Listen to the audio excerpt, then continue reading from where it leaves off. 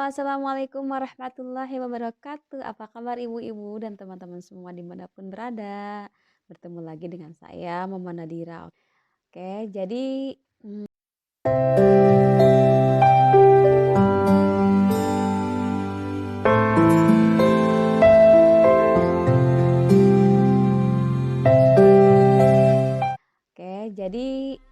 di video kali ini saya akan berhenti dulu untuk memasak atau ngasuh kerucil atau keluar. Saya di sini mau ikut-ikut dulu apa ya? Arus. Bukan arus ya.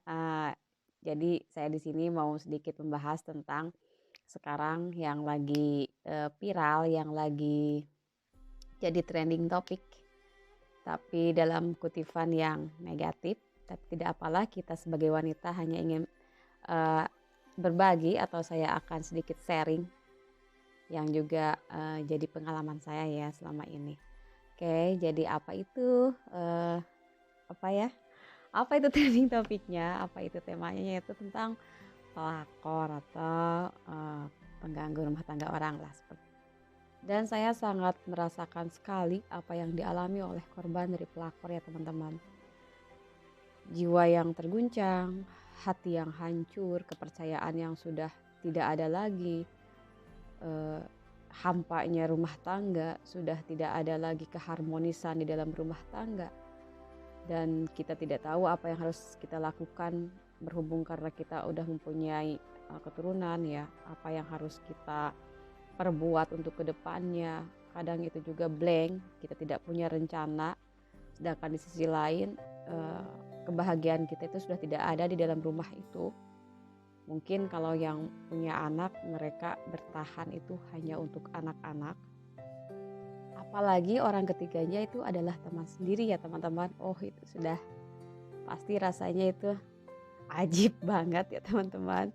Merasa apa ya, kenapa gitu harus orang yang dekat sama kita, kenapa gitu ya teman-teman. Itu rasanya seperti susah untuk dipercaya gitu, tapi memang ini kenyataannya. Dan kita butuh waktu untuk kembali menstabilkan pikiran dan hati kita, juga emosi tentunya, karena ini sudah melibatkan pikiran ya teman-teman. Jadi kalau selama ini kita tidak punya masalah yang serius tentang orang ketiga, mungkin hanya sekedar ekonomi atau keluarga, mungkin tidak akan terlalu membekas di pikiran ya. Kita masih bisa mengurus rumah tangga dengan baik, masih bisa mengatur anak-anak dengan baik, dan segala hal di dalam rumah tangga dengan baik. Tapi kalau sudah menyangkut masalahnya dari orang ketiga, rasanya kita itu tidak punya semangat lagi untuk mengatur rumah tangga untuk menjadi lebih baik. Kadang anak-anak juga terlantar, kadang juga rumah juga terlantar, karena memang sudah tidak ada semangat lagi di rumah itu, sudah tidak ada cinta lagi. Maksudnya, oke, mungkin suami sudah mengakui semua kesalahannya, suami sudah meminta maaf, dan mungkin dia berjanji tidak akan mengulanginya lagi. Tapi kan hati itu yang sudah terlalu hancur, kepercayaan itu sudah terlanjur hilang gitu teman-teman. Tapi balik lagi kita ke Allah Subhanahu wa Ta'ala. Jadi tidak akan mungkin Allah memberikan ujian kepada hambanya kecuali hambanya itu memang mampu untuk menjalaninya ya teman-teman. Manusia pasti diuji, dan apapun itu ujiannya, berbeda-beda bentuk, tapi tetap pasti manusia itu diuji. Kehidupan kita itu yang disebabkan oleh orang ketiga. Oke, tapi jangan kita putus harapan, jangan kita berlarut-larut dalam kesedihan. Oke, kita coba bangkit kembali. Untuk teman-teman yang sudah jadi korban dari orang ketiga, tidak sendiri. Dan menurut saya ada banyak teman-teman juga yang merasakan seperti yang kita rasakan. Namun toh kita harus memposisikan diri kita, toh aku baik-baik saja. Itu kan hanya sebuah ujian. Maksudnya kalau udah Allah yang menentukan, itu memang datangnya dari Allah. Ujian itu lewat mungkin orang ketiga, supaya kita bisa introspeksi diri, supaya kita bisa evaluasi dosa-dosa kita dan memperbaiki kehidupan kita dan kedekatan kita kepada Allah Subhanahu wa Ta'ala dan orang-orang di sekeliling kita. Oke, jika kita ibu rumah tangga saja, kita tunjukkan, maksudnya bahwa kita bisa mengurus anak-anak kita dengan baik, menciptakan anak-anak yang berprestasi atau rumah tangga yang baik, walaupun kita korban dari orang ketiga. Semua sudah berlalu, ataupun jika saat ini masih mengalami apa yang akan terjadi, apa yang mau suami atau pasangan kita lakukan, lakukan. Maksudnya kalau tidak bisa diajak baik-baik, misalnya ada suami yang melakukan itu karena sekedar main-main, sekedar iseng gitu. Ada yang memang memakai hati dan perasaan di luar. Kita ajak konsultasi gimana ke depannya. Emang kalau harus kita mensudahi semuanya, ya kita minta petunjuk. Kalau itu yang memang terbaik, kalau kita sudah tidak mampu dan memang menjalani rumah tangga itu malah menjadi beban yang tidak bisa kita tanggung dan akan menyebabkan anak-anak kita itu juga ikut menanggung dari beban kita, ya sudah, maksudnya kita sudahi saja. Tapi kalau seandainya suami kita berjanji tidak akan melakukannya lagi, walaupun itu walau alam ya, kalau laki-laki itu kan, cuma setidaknya pasangan kita itu sudah mau berjuang atau mempertahankan kita dan anak-anaknya gitu dan keluarga untuk memperbaikinya. Kenapa tidak kita memberi kesempatan dan juga kita evaluasi diri, introspeksi diri, dan kita lebih memikirkan kecenderungan untuk anak-anak kedepannya gimana.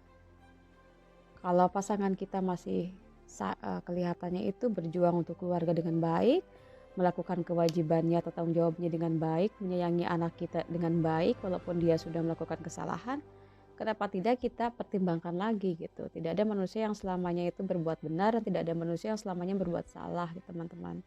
Oke, jadi untuk teman-teman yang jadi korban orang ketiga ataupun masih menjadi korban orang ketiga, sudah jangan terlalu memfokuskan diri kita atau pikiran kita ke masalah itu. Coba kita lihat di sekeliling kita. Yang paling penting kita lihat anak-anak kita. Anak-anak kita jangan sampai juga ikut jadi korban orang ketiga. Kita harus sedikit mengesampingkan ego kita, sakit hati kita. Sudahlah, memang pasti di dunia ini pasti akan ada ujian dan itu datangnya dari manapun bisa saja terjadi. Yang kita harus lakukan adalah cepat-cepat move on, stick bar, evaluasi diri, dan fokuskan tujuan kita itu hanya Allah sajalah, Allah dan anak-anak gitu. Kita berusaha menjadi ibu yang baik untuk anak-anak kita tentunya, dan tunjukkan apapun yang bisa kita lakukan, apapun misalnya kita jangan terlalu menggantungkan semuanya pada suami. Apapun yang kita bisa lakukan, dan saya yakin tentunya semua orang itu pasti punya potensi diri. Kita gali potensi kita, apa yang kita bisa, kita munculkan, kita fokus pada diri kita sendiri. Sudahlah, oke, selama ini kita fokus pada suami, pada anak, pada rumah tangga. Toh kalau suami atau pasangan kita itu malah dia fokus ke orang lain, kita sekarang fokus kepada diri kita sendiri, dan tentunya masih banyak orang-orang yang menyayangi kita, keluarga kita, ibu bapak kita, orang tua kita, anak-anak kita, itu yang harus kita perjuangkan. Sudahlah, itu kita tidak terlalu harus berlarut-larut untuk memikirkan nasib kita atau mendramatisir kenapa nasib saya seperti ini. Sudahlah, semua sudah terjadi. Bisa sakit hati 1 atau 2 bulan atau 1 tahun, 2 tahun, oke, kita itu normal-normal saja, itu manusiawi sekali. Tapi kedepannya semangat tunjukkan potensi diri kita, semangat untuk membesarkan anak-anak kita agar untuk teman-teman yang sekarang ini lagi bersedih dan berlarut-larut dalam situasi yang sulit, sudah waktunya kita bangkit dan perhatikan orang-orang yang menyayangimu, yang lebih berharga dari siapapun, untuk kita juga memperhatikannya. Tetap masa depan lah, campakan itu masalah pelakor, masalah orang ketiga. Adapun kalau pasangan kita masih masih memperjuangkan rumah tangga ini dengan baik, dengan segudang alasan tentunya yang yang tidak tahu ke depannya dia akan benar-benar berubah atau tidak. Oke, biarkan saja dia dengan keadaan dia, biarkan dia dengan apapun yang dia mau, yang penting kita fokus untuk membesarkan anak-anak kita dan membahagiakan orang-orang di sekeliling kita. Gali potensi diri, berusaha untuk menjadi ibu yang mandiri, wanita yang mandiri, dan selalu berpikiran positif. Sayangilah diri kalian, bahagiakan diri kalian, dan tentunya serahkan semuanya pada Allah Subhanahu wa Ta'ala. Dan untuk para wanita-wanita yang masih tertarik dengan pasangan orang lain, saya harap tolong gunakan hati nurani kalian. Tolong gunakan akal sehat kalian, karena kalian tidak akan bahagia seterusnya dengan merampas hak orang lain, dengan menghancurkan kebahagiaan rumah tangga orang lain, dengan menghancurkan kebahagiaan anak-anaknya. Kalian tidak akan pernah bahagia di atas tangisan anak dan istrinya. Kalian tidak akan selamanya bahagia di atas rintihan-rintihan dan di atas semua kekecewaan keluarga. Oke, jadi segitu dulu ya teman-teman ocehan saya hari ini. Semoga kalian dimanapun berada, yang hari ini tengah bersedih ataupun hari ini punya masalah dengan ya seputar-putar rumah tangga, saya doakan semua kalian dalam lindungan Allah Subhanahu wa Ta'ala dan diberikan jalan keluar untuk semua masalah dan diberikan kebahagiaan senantiasa untuk rumah tangga kalian dan keberkahan tentunya dunia akhirat. Oke, wassalamualaikum warahmatullahi wabarakatuh. Sampai ketemu.